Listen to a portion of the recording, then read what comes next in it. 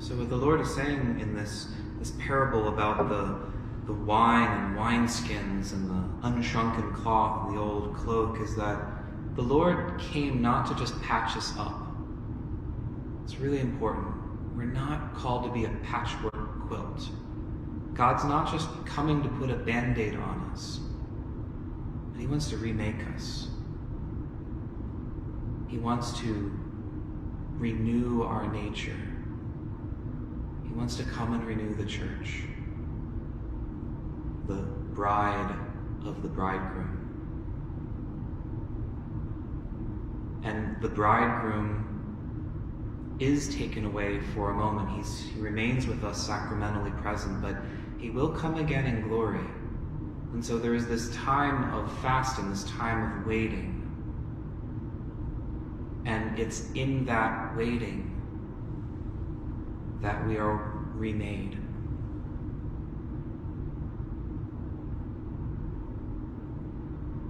One of the ways that He wants to remake us is in this area of unity among believers. This is something that there's been a meltdown right now within our world in which Christian versus Christian can sometimes be some of the most barbaric right now. If you go into the world of social media or dare go into the comments of YouTube, it is a dangerous place. And it's scary to see that we as Christians sometimes are the worst, in which we can pour out what we see as truth, but we say it in such a way that it's so venomous that it only is part of a truth. That's actually the definition of a heresy. A heresy has much of the truth, but it leaves something out.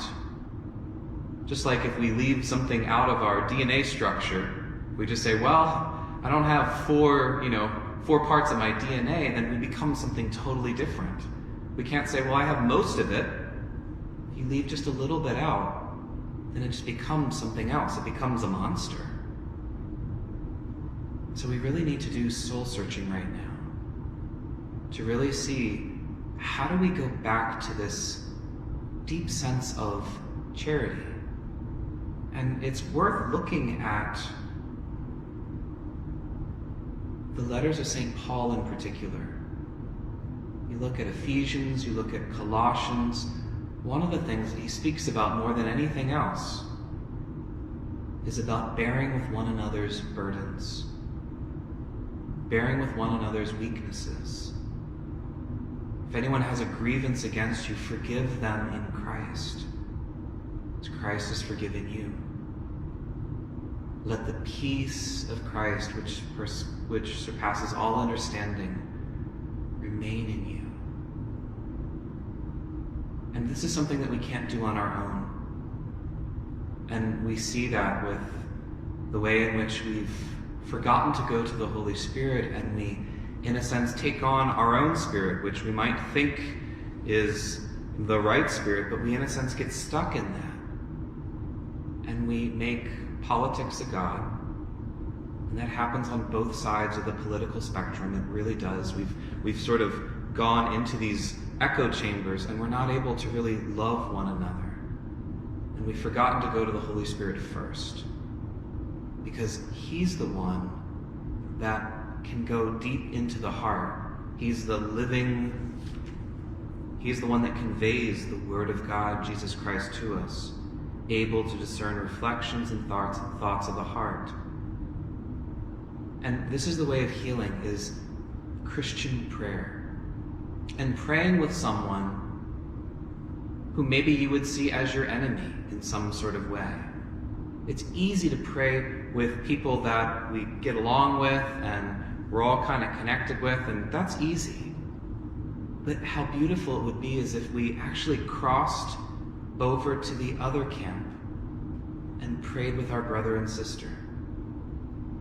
Because what happens in that kind of moment, we have the courage to do something like that. And maybe friends that you have, maybe friends on Facebook, or maybe friends that, have different ideas on things, whether it's politics, whether it's vaccines, whether it's what's the church doing right now. There's a lot of different areas in which there's big division. And maybe before battling that, sit with them and pray together for each other. Pray for each other's intentions. And don't just pray on a surface level, but really go deep and love that person from the heart. Because the Holy Spirit does things that we can't do on our own. He breaks down barriers.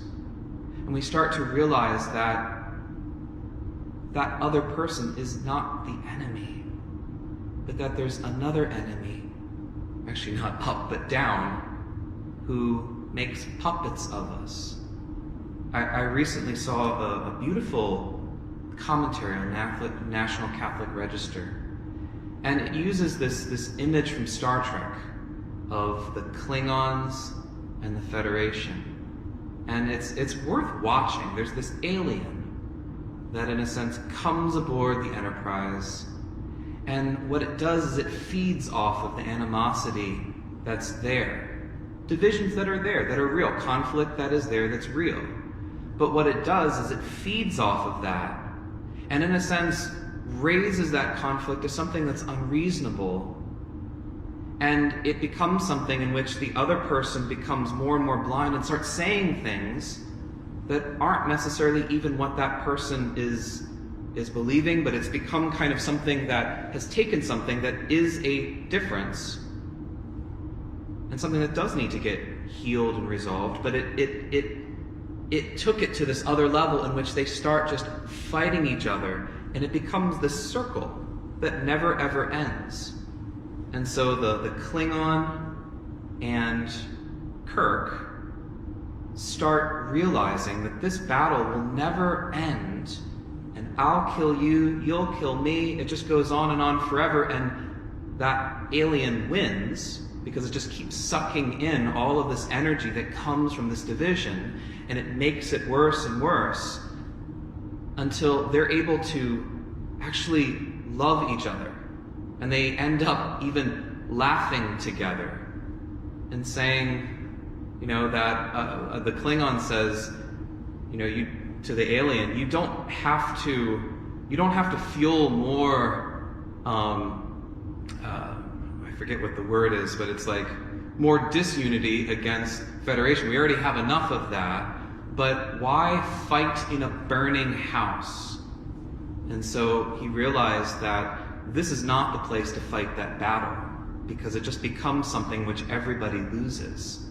It's kind of like a nuclear holocaust in a unity sort of way. I fire these nuclear missiles, and yes, I destroy, but they fire them, I'm destroyed, and then everybody just loses. And so it was just a very powerful lesson there. And I think it's something that Pope Francis spoke about very recently, where he said, just sort of a comic way, he says, conflicts are necessary, but right now they have to go on a little vacation. It's an interesting thing to think about. Now, it doesn't mean that you just say, well, none of those things are important, because they really are. Because true unity needs to lead to the deep depth of truth. And it can't merely just be a brushing away saying, I'm okay, you're okay, it doesn't really matter. It needs to lead towards deep truth, but it can't start unless there's some sort of platform in which to actually talk and love each other. And that's what we don't have right now. And so I think there's a lot of wisdom in what Pope Francis said there, if you understand it the right way. He's not saying, well, just don't ever have healthy conflict, but saying, let's jettison the unhealthy conflict. Let's learn how to treat each other as human persons, as brothers and sisters, as neighbors in the same neighborhood, to use Mr. Rogers' phrase. And it's only then, when we're praying in the Holy Spirit, when our eyes are open to see who the other person is as my brother and sister, then we can actually start working towards a healing and a solution that is a longer lasting one. If it's more about, I'm going to in a sense, destroy the opposition, then that'll last for a short period of time, but then the opposition will rise and then annihilate you. And then it goes back and forth, and then it never really ever ends until there is a laying down of arms and embracing the person and saying, yes, we do have major struggles. This is what the whole ecumenical movement is about between Catholic and Protestant, is to say, yes, there are real divisions. There are real things in which I believe something different than you, and it's important to acknowledge those. But you don't start with those. That's what we're doing right now, is we're starting with those in other areas, in areas within our own church. Instead, we need to say, well, what do we have in common? Where's the platform of brotherhood to start with? That's what St. Paul talks about in many of his letters. Because then it's only then that we can learn from each other. And a lot of times, both of us need to grow. A lot of times we realize, wow, I need to be converted because I'm blind to something and you're helping me see something, but then I can help you be able to grow because you're blind to something else. So let's ask the Lord for this deep renewal that only comes through praying in the Holy Spirit. If we try to do it on our own, we'll continue to be pawns of that Star Trek alien, but in the real world, which is the Prince of Darkness, the enemy, the father of lies, who is putting a lie within your own heart to say the other person is not your brother but must be destroyed. The Lord calls us to build the neighborhood.